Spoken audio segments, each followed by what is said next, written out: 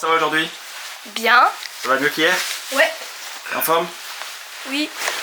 Bon, on va emmener Eline à la danse. On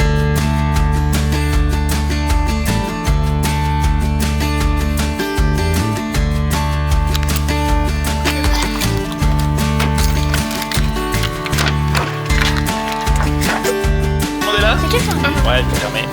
Allez, attache-toi, on y va. Bonjour, je suis Eline et là on va à la danse et je suis trop contente de danser parce que j'adore ça la danse. Voilà.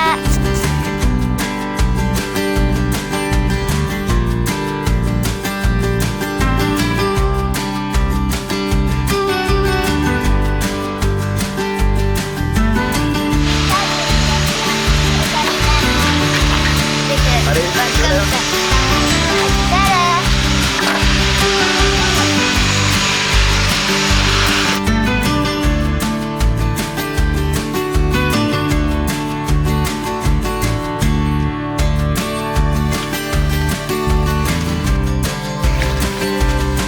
Attends-moi quoi.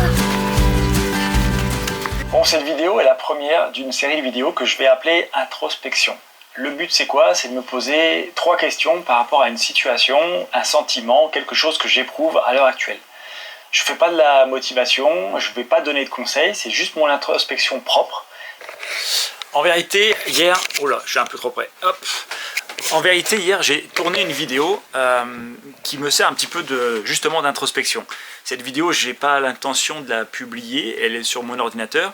Elle me permet justement de me poser des questions par rapport à une situation. La situation que je rencontre actuellement, je vais vous en parler même si c'est un petit peu intime, c'est que j'ai la sensation, comme beaucoup de monde autour de moi, que j'ai des objectifs qui ne sont pas du tout en corrélation avec ma façon de vivre à l'heure actuelle. C'est-à-dire que pour atteindre certains objectifs, il va falloir que je change mes habitudes, je change mon attitude, je change ma façon de me comporter, en règle générale dans tous les domaines, que ce soit le sport, que ce soit la santé, que ce soit la vie de famille, que ce soit la vie professionnelle, pas mal de changements à faire.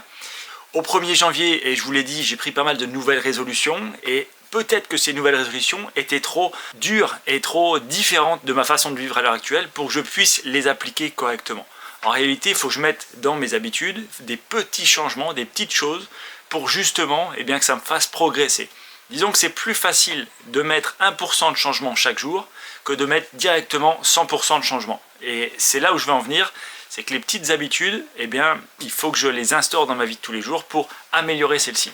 L'une des petites habitudes que j'aimerais mettre en place dans mon quotidien pour améliorer tout ça, c'est le rangement. J'aimerais en fait être quelqu'un qui soit ordonné. Alors je sais pas si je peux vous montrer ici.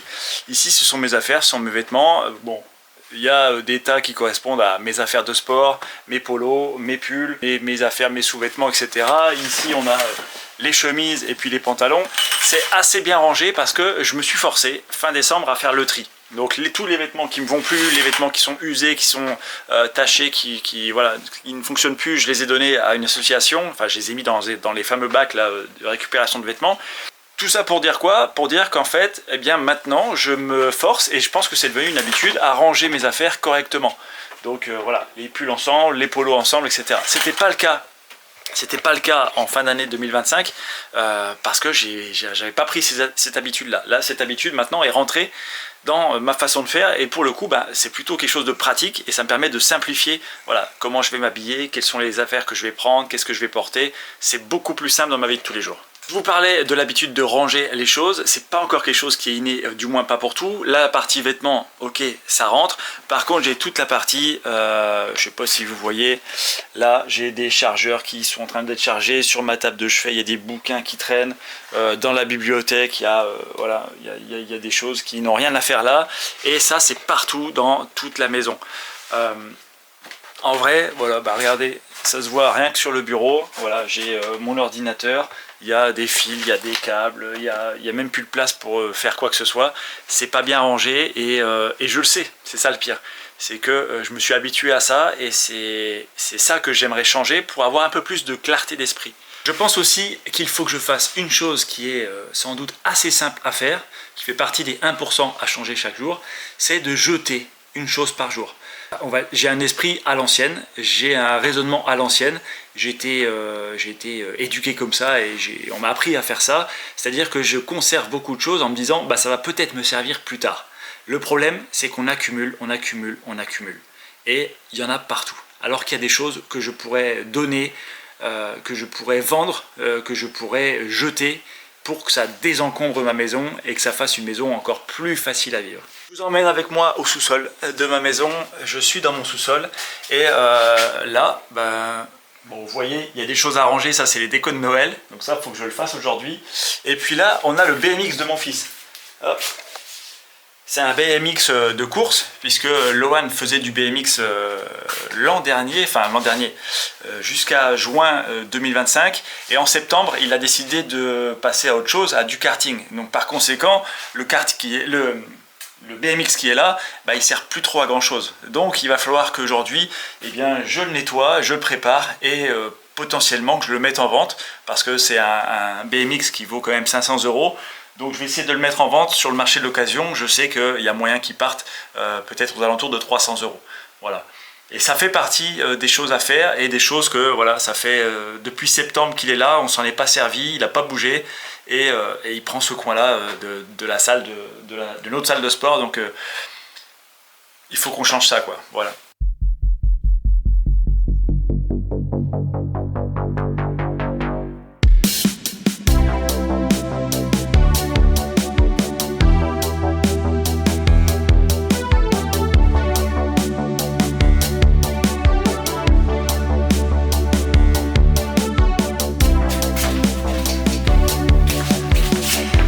Comment notre cerveau il peut nous transmettre un message et nous dire ah ça c'est dur à faire, faut pas que tu le fasses maintenant, c'est trop compliqué, tu vas te fatiguer, etc.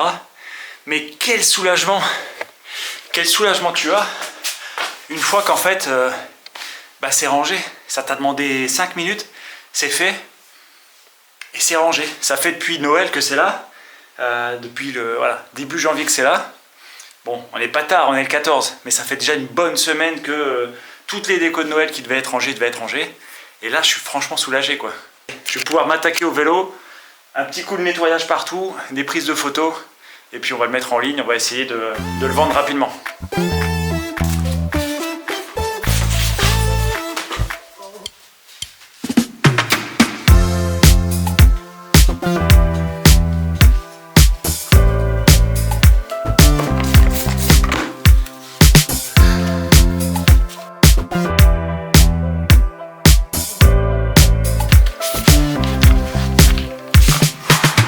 Allez, maintenant il est tout propre, c'est le moment de prendre des photos et de le mettre en vente.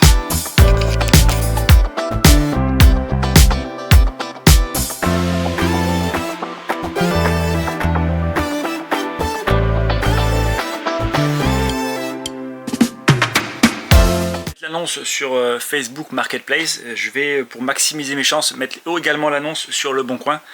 J'espère avoir des retours. Ok, l'annonce est en ligne, je vais juste vérifier qu'elle soit bien affichée avec les bonnes infos.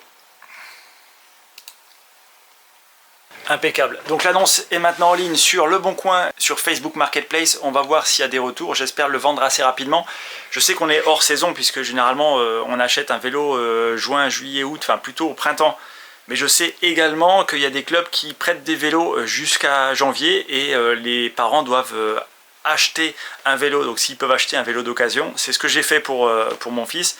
Donc le vélo il est en super bon état. Il y a quelques coups de griffure forcément parce que parfois il tombe, il chute. Ça fait partie de l'activité, du BMX Race. C'est pas du BMX juste pour rouler dans la rue, c'est vraiment des compétitions et c'est vraiment de la course. Donc il s'en donne à cœur joie, des coups de coude, etc., des chutes, des sauts. Donc c'est des vélos qui morflent. Donc pour le coup, ça sert à rien d'acheter un vélo à 600 €, autant en acheter un d'occasion et c'est pour ça que je le mets en vente aujourd'hui. D'autant plus que ça libère mon intérieur, donc ça me libère l'esprit. Je pense réellement que toutes les choses devraient être aussi simples que ça. En réalité, quand il y a quelque chose qui traîne, quand il y a quelque chose dont on n'a pas l'utilité, qui nous sert à rien, eh bien on devrait avoir cette facilité, cette faculté de dire ok, ben je vais soit le vendre, soit le donner, soit le jeter. Et c'est pas simple pour toutes les choses, parce que parfois on a un attachement aux objets, un attachement qui n'a pas lieu d'être et qui est pourtant présent. Moi, si je vois mon épouse, eh bien, on a les bouquins des enfants pareil, j'ai la petite étiquette Vinted là que je vais coller, puis je vais aller déposer ça au point relais. Elle arrive à se détacher des choses, et mes enfants aussi, ils arrivent à dire ok, je fais un tri dans ma chambre, j'ai trop de jouets, et bien ces jouets là je vais les donner, ces jouets là je vais les vendre, ces jouets là je vais les donner à mon frère ou à ma soeur s'ils les veulent. S'ils les veulent pas, et bien tant pis, on s'en débarrasse, on donne à des associations ou bien à l'ancienne nounou, etc. Et tout ça, c'est quelque chose qui est pas facile à faire, et moi j'ai pas été habitué à ça. Donc je prends sur moi, ça fait partie des 1% des choses que je veux changer pour essayer de désencombrer mon intérieur et désencombrer mon esprit. Je commence à faire du tri dans tout ce qu'il y a dans ma vie.